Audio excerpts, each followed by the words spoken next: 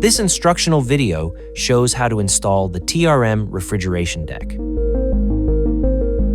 Position the deck and hand thread the front screws. Do not tighten.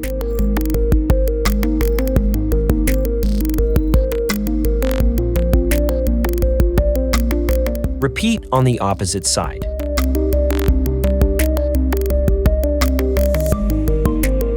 Loosen the horizontal screws to drop the deck.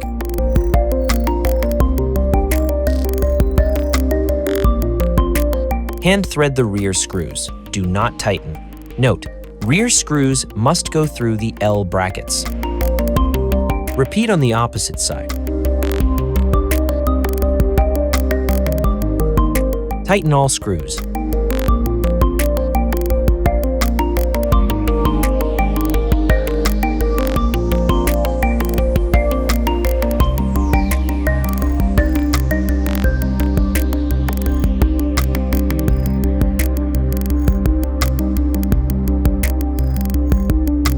The refrigeration deck is now installed.